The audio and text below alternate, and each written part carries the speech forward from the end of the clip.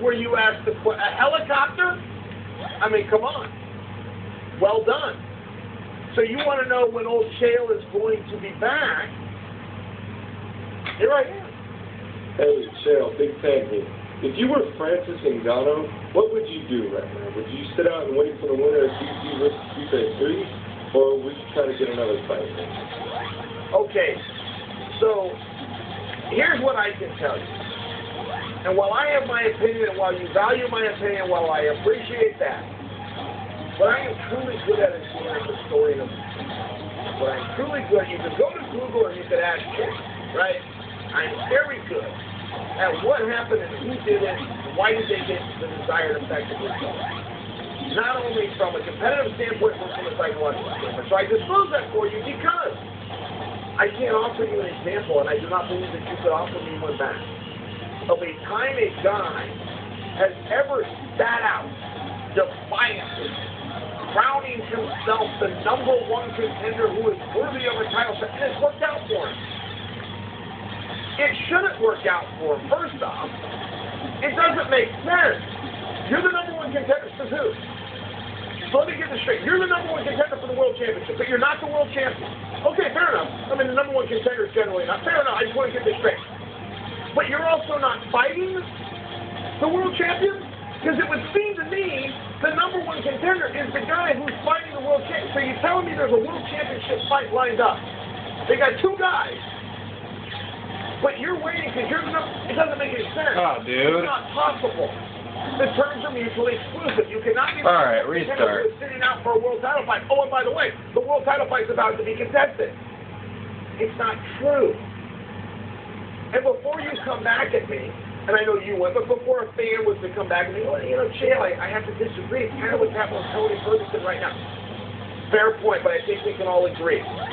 That is a very exclusive anomaly of a situation. Tony Ferguson was an interim champion who never lost the belt. He had to start back over. His starting back over was against a former world champion who he stopped. He then came in against a former multiple-time #1 contender who he stopped. This is the guy who was not only the champion and never got beat. This is a guy who was a #1 contender who reproved he was a #1 contender who reproved he was a #1 contender. I think we can agree. That's a different situation. And I also would not concede that Tony sat out. I felt as though Tony was busy. At the time that Poirier and Khabib was signed, from the time that that happened, Tony did have a fight. Now, he didn't fight since that fight happened, and that fight was still coming up before Tony signed his next fight. But I would not agree with anybody who tried to argue that Tony sat out. That's not how I saw it. And that's also not how the timeline saw it. So even Poirier was signed. In the meanwhile, Tony fought. After that, those two fought. Oh, by the way, Tony hasn't fought that. Yeah, I don't think it's the same scenario. Motherfucker. Your specific question was on Francis Ngannou. I respect Francis. I enjoy watching Francis. But the truth on Francis is simply this. Aside from Stipe Miocic, nobody even makes Francis break a sweat. Nobody makes Francis swell an eye, break a nose, or have to go to the hospital. Nobody hurts Francis. Nobody puts Francis in bad position.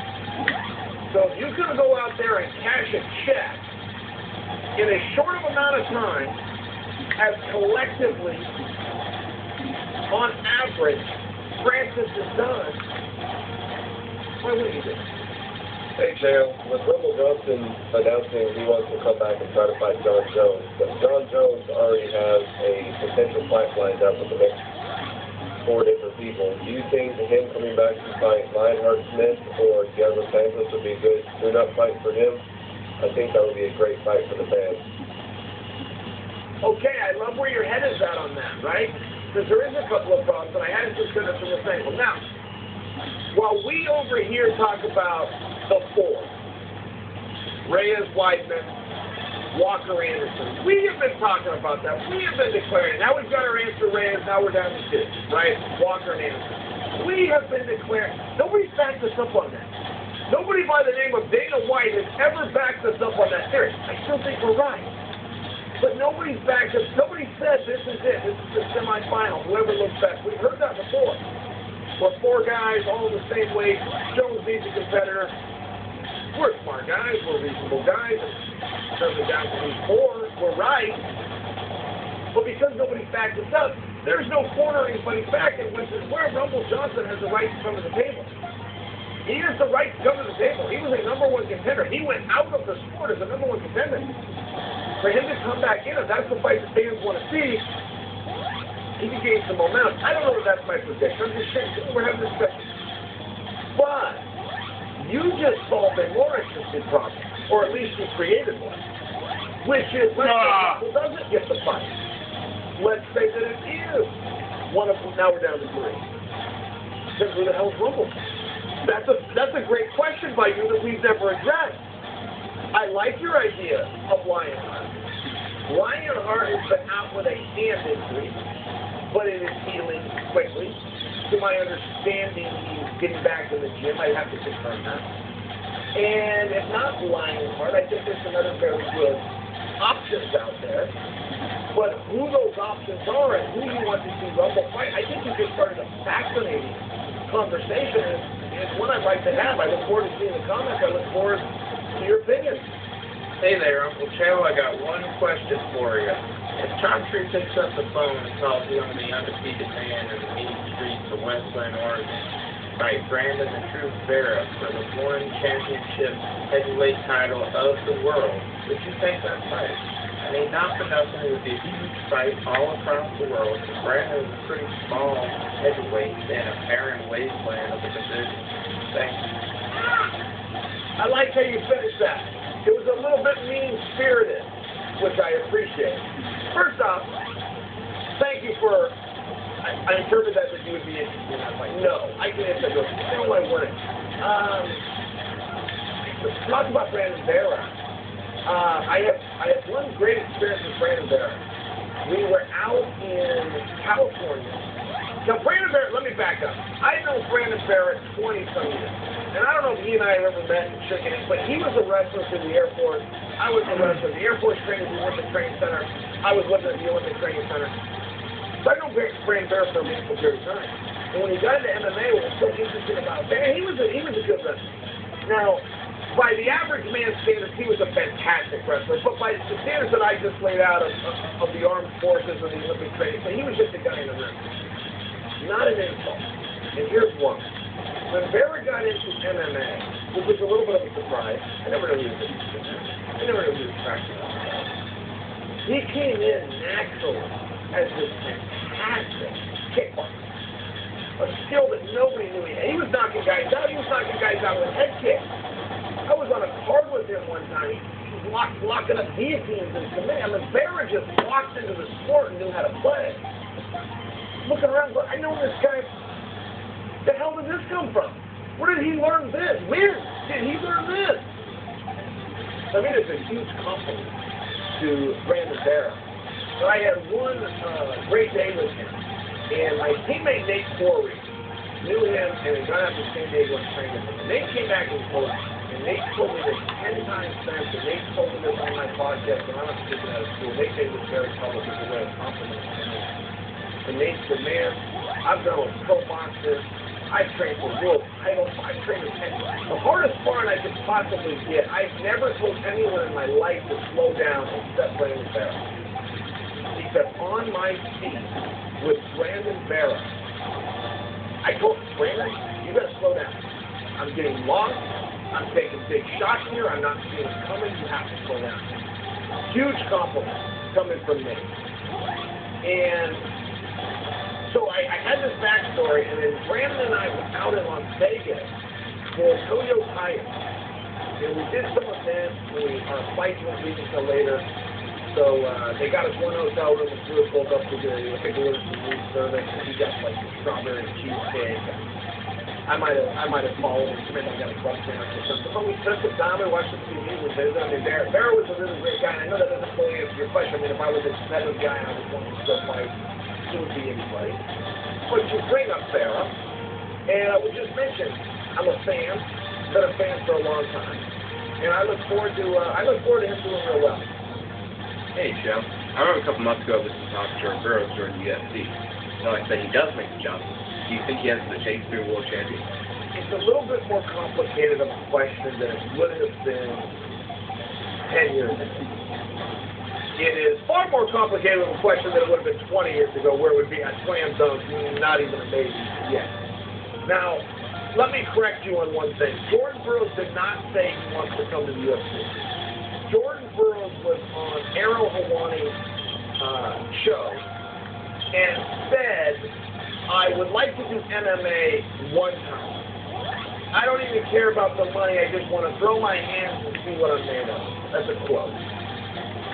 So, Jordan's not going to go and start training full time. When Jordan is done with wrestling, which will not be any prior to the conclusion of the Olympic process next year, however far he goes in the process. So, late into next summer. He may go beyond that. I predict that he won't, but he has a great job, a great role. He's a mentor to the young wrestlers, the young corn huskers at the University of Nebraska. So I believe that is what Jordan was saying. Fuck. That was about it for I don't think he has any interest in crossing over. And even when he made that comment, as exciting for me as that was, I don't think he was talking about ever going out and training MMA and going to do it. I think he was saying, throw me in a cage right now. Let me just do this one time. We'll see how it goes. He was also on an MMA show, and I think he was paying respect to the sport. Do you feel that Conor McGregor is decking Justin Gaethje? Because from what I'm reading, it sure seems like it. I don't know what the hell's going on there. The very obvious fight. If you're following rank, if you're taking Conor and the star and some of the power and some of the push and the pull that he can do with the bureaucracy, you take all that out. And you're just looking at a competitor within 150 Oh my fucking word. A competitor who has been out for a meaningful period of time, but when he has been in, who has shown tremendous brilliance. And you're looking to bring him back. God, dude. And you're not looking to put him in the Oh, not cool, not cool. 1 and 2. To quote Nicolas Cage. You can really only look at spots 3, 4, and 5. Look, you can't just throw Conor McGregor in with the number 8 or 9 guys. They will get hurt. It's not responsible. Some people have been lost in the fun of Conor, in the entertainment of Conor, even in the antics of Conor. And somewhere they have forgot that is a straight-up killer who has done stuff inside the ring and the octagon. Oh, my fucking word. Like no other athlete before him. You look at Jose Aldo, What a waste. who is the most dominant featherweight Waste of a all life. time. He lasted for 11 seconds. You look at Eddie Alvarez, who has won a championship in every organization he's ever touched down, and he lasts 7.5 minutes. You look at Floyd Mayweather, who is the greatest boxer that sport has ever seen, took him 30 minutes. Many people wanted to discount Conor's performance by discrediting Floyd. That's how desperate people were to not acknowledge what they were seeing in front of. Floyd came out of retirement without even training, went to Japan and whipped some kid's ass in 90 seconds, who was a world kickboxing champion. But we're to make believe that 3 years prior, Floyd was already beyond his prime against. I mean, this is nonsense. That's how good Conor McGregor is. But Conor is looking for something. So when I started this by saying if you want to throw out all of the bureaucracy behind the scenes that could apply to Conor should he use to wield that axe, yeah, make believe land. But it is part of the equation. Is there something in the Justin Gaethje fight physically that Conor doesn't like? Yes. That'd be tough for me to accept. Now, Justin can get him. Justin's a straight-up badass himself. But to make believe that he brings something to the table that Conor's going to be scared of, or, by the way, admit it publicly, the guy wanted to fight Jordan Masvidal a minute ago just because Dana White went on TMZ and hurt his feelings by saying Masvidal was doing big, thus implying that Conor wouldn't win. I mean, you call Conor McGregor anything you want, I'll listen to you. You call Conor McGregor a coward, God damn it. you're just taking your own credibility. Hey Joe, it's Tyler here from Texas. What do you think Ben Askren's final record will be in the UFC? Well, that would be very hard to predict. So let me lay out for you right now what Ben Askren's record is. It's 19-1. Without looking, I believe that Askren is, let's see, if he was on the 2008 Olympic team, which would have been 11 years ago, and he was 24, he must be 35 years old. So he's probably got 2 more years that he can fight at a high level, which means the UFC. Which means he's going to have 6 more fights, probably closer to 5. Damian Maia coming right up out of the gate. I would suspect that he, how many of those fights did Ben Askren win at the age that he's at? Essentially, that's what you're asking. Of the next 5 fights, how many did Ben Askren win? They're all going to be really hard. Don't forget, coming into the UFC, he had to take on Robbie Lawler, who's a former world champion and had at the time they fought, a number 5 ranking.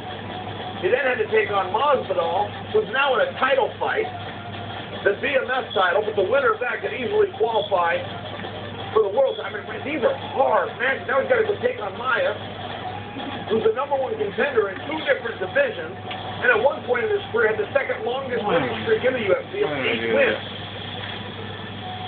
I don't think things are going to get easy for Ben Askren, so to make believe that he's going to go out and sail through the next 5, no, I wouldn't give you that. But to make believe that he is going to come back with a vengeance, to make believe he's going to make a dent and make his absolute best at a title run, yeah, I think that's a real thing. And I'll also tell you this, when I tell you that he has 5 fights, what I'm saying is on a maximum, he wants to just go out there until they throw him out of the sport. One thing about this business, most guys are never done with the business, but one day you wake up and the business is done with you. That's the way entertainment works, okay?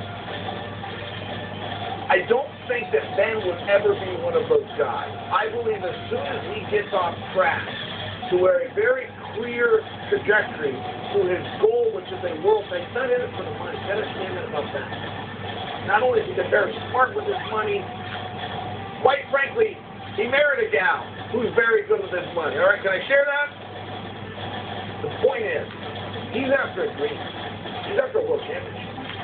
And if something was to throw him off course when he did not believe that the world just had a direct path, and he could you gotta be. No. I don't think that's going to happen anytime. I do think the Ben's about to go on a run. But somewhere in there. Well, it's not my best, but it's my only one on video. I can't predict that for you, but I would predict at most you will see Ben Askren 5 more times.